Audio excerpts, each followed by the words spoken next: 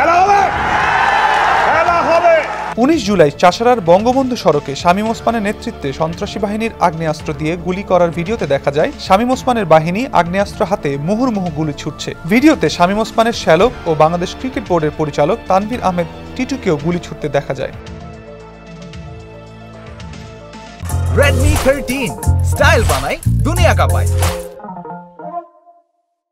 সামাজিক যোগাযোগ মাধ্যম ফেসবুকে ভাইরাল হওয়া ওই ভিডিওতে দেখা যায় শামীম ওসমান ও তার বাহিনী অত্যাধুনিক আগ্নেয়াস্ত্র নিয়ে বঙ্গবন্ধু সড়ক দিয়ে শহরের ডিআইটি এলাকার দিকে এগিয়ে যাচ্ছেন। এ সময় তার শ্যালক তানভীর আহমেদ টিটু মিছিলের সামনে অবস্থান করে হাতে থাকা আগ্নেয়াস্ত্র দিয়ে এলোপাতাড়ি গুলিবর্ষণ করতে করতে এগিয়ে যান। শামীম ওসমানের পেছনে দুটি অস্ত্র হাতে ছিলেন ডিবিসি নিউজের নারায়ণগঞ্জ জেলা প্রতিনিধি রাজু আহমেদ, আর তার পেছনের সারিতে পিস্তল হাতে ছিলেন শামীম ওসমানের বেয়াই ফয়েজ উদ্দিন লাবলু ও তার ছেলে মিনহাজুল ইসলাম ভিকি। একই বহরে অস্ত্র হাতে নারায়ণগঞ্জ সিটি কর্পোরেশনের 17 নম্বর ওয়ার্ডের কাউন্সিলর আবু করিম বাবু ও তার ছেলে রিয়ানকেও দেখা গেছে। ওই মিছিলে শামীম ওসমানের ঘনিষ্ঠ অনুচর ব্যবসায়ী অনুপম কুমার সাহা, মহানগর যুবলীগের সভাপতি শাহাদাত হোসেন ভূঁইয়া সাজনু সহ অসংখ্য ব্যক্তির হাতে অস্ত্র দেখা যায়।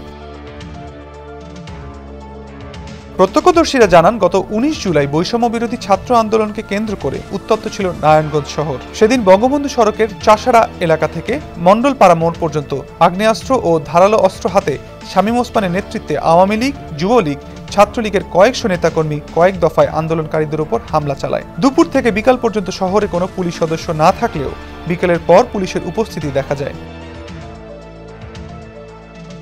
ভীতিকর ওই পরিস্থিতিতে সাংবাদিকদের পক্ষে ছবি ও ভিডিও চিত্র ধারণের কোনো সুযোগ ছিল না বলে জানান সাংবাদিকরাও। এলাকার লোকজন বলছেন, ওই ভিডিওতে যেসব অস্ত্র দেখা গেছে তা আগে কখনোই দেখা যায়নি। তানভীর আহমেদ টিটু, ভিকি সহ অনেকের হাতে ছিল অত্যাধুনিক ভারী অস্ত্র, যা সাধারণ মানুষের কাছে থাকার কথা না। এসব ঘটনায় এখন পর্যন্ত সাবেক সংসদ সদস্য শামীম ওসমানের নামে নারায়ণগঞ্জে 9টি হত্যা মামলা করা হয়েছে।